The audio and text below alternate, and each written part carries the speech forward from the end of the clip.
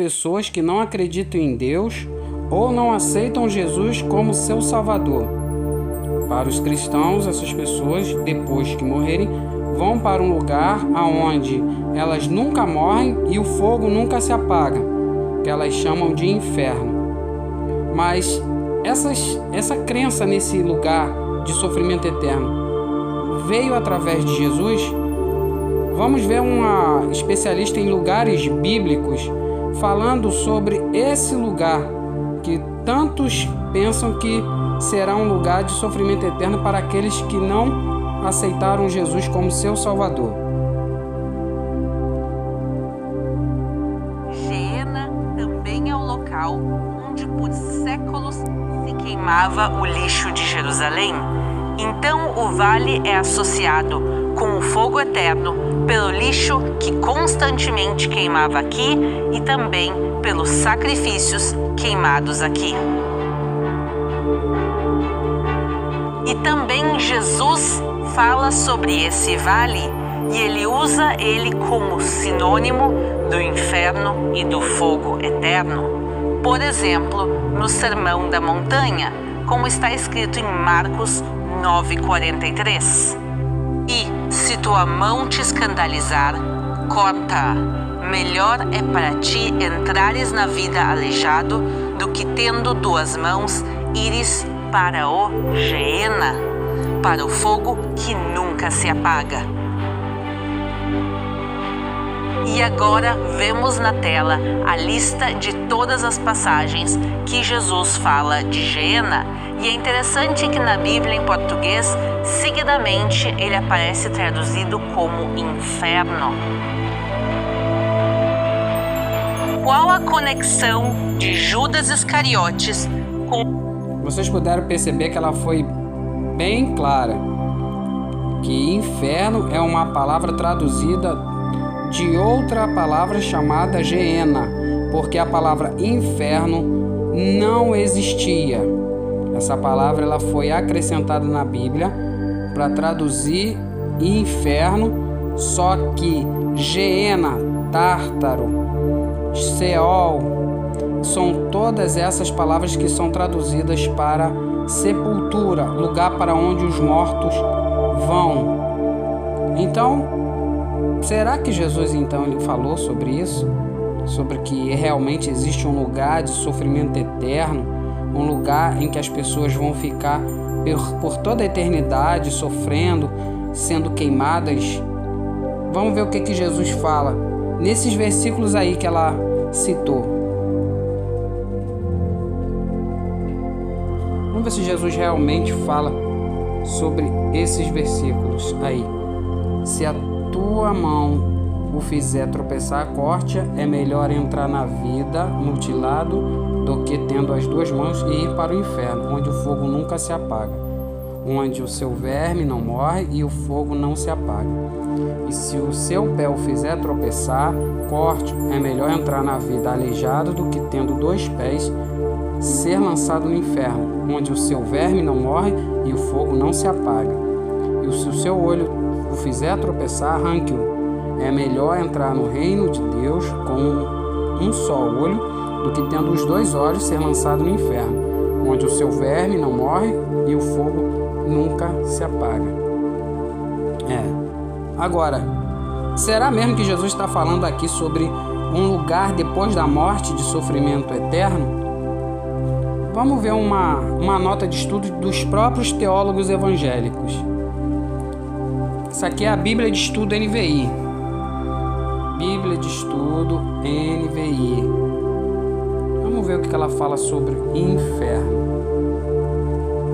Nesse mesmo versículo, ela diz o seguinte: cortá-lo, hipérbole, uma figura de linguagem que exagera para fazer seu ponto. É usado aqui para enfatizar a necessidade de medidas drásticas. Muitas vezes o pecado pode ser conquistado apenas por cirurgia espiritual radical. Vida.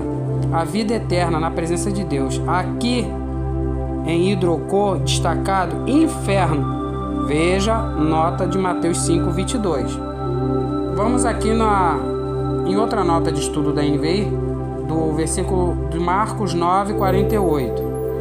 a gente viu de Marcos 9:43. Fala da punição para a rebelião contra Deus, com a palavra final da mensagem de Isaías. A passagem tornou-se familiar como uma imagem de destruição sem fim. Verme não morre, worms é verme em inglês, estavam sempre presentes no depósito de lixo. Ver nota de Mateus 5:22 de novo. Mas calma aí. Estava sempre presente no depósito de lixo? Não entendi. O que isso quer dizer? Vamos lá em Mateus 5:22. Está recomendando muito Mateus 5:22.